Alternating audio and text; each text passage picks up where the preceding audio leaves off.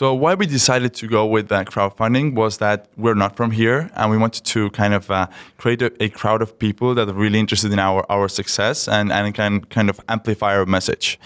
And so you view the investors as marketers as well. Yes. To tell people about what you're doing. They become ambassadors because they're shareholders, but even more than shareholders, they're really stakeholders. They have a stake in your success. Exactly, that's right.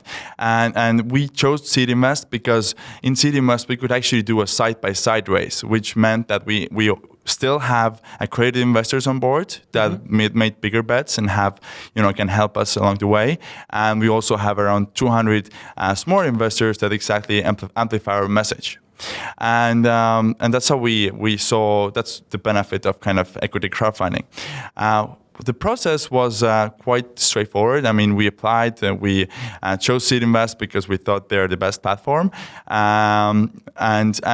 So we applied, and we had the first a few days, just a quick first due diligence where SeedInvest discussed if our, basically the business due diligence. And when they were, when they agreed to go forward, then we had, there was a long process of legal and business and market and whatever due diligence, which took like 1.5 months or so. So that was very, very detailed and went very, very deep from their side. And when that was done, then we could launch. Obviously, there's many restrictions on how you can market your deal and so forth. But overall, it was a 1.5 month process to launch the deal, and it was quite straightforward. And SeedInvest has been and was very, very helpful. How did it break down, just ballpark, in terms of accredited investors versus non-accredited for you? So actually, most of the investments came from accredited investors, so around 70%, I believe. Okay, but still 30% is very significant. Exactly. It's going to be $200,000 or a third of it or so is going to come from non-accredited investors. Yeah. And what is the average size investment? The minimum was $500, $250? What was the minimum? Yeah, the minimum was $500 for our deal, and I guess the average was around $1,000, but a little bit more maybe. For you, how do you keep those $500 people involved versus somebody who put in $50,000? I'm sure you have a $50,000 investor in there. How do you treat those two differently? How do you prioritize if one put in, literally 100 times more than the other person? Yeah. Obviously, they're more important. They have more at stake.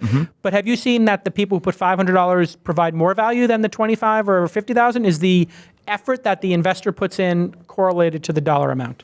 I guess it's a little bit too soon to say still because we closed 2 months ago. Okay. But we do give more updates, and we keep closer contact with the bigger investors. Sure. But for the crowd, for example, we just started a weekly vlog. So we're just showing what we do, speaking about our stuff. Gaming. A weekly update. Yeah, a weekly update. This is not specifically for investors. It's just a kind of a vlog, a piece of content that we want to bring a community around. Got it. But it's also for the investors. So they so they can get an email and they can sign up for it and get... They see YouTube videos of us doing stuff and see our development, which is, I think, is good.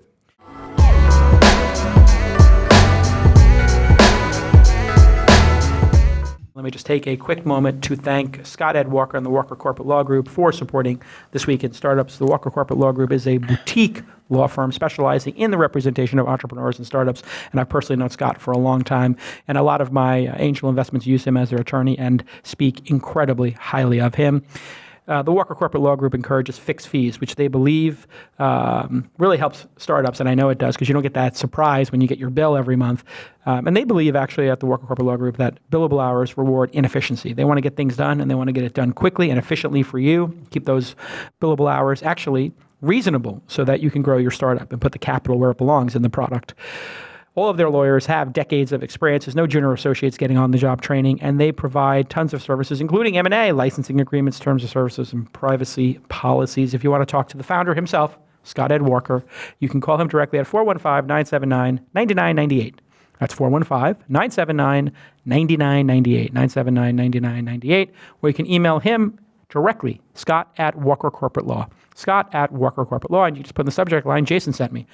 And you can visit walkercorporatelaw.com, and you can follow Scott at Scott Ed Walker on the Twitter. Thanks, Scott, for supporting independent media like This Week in Startups.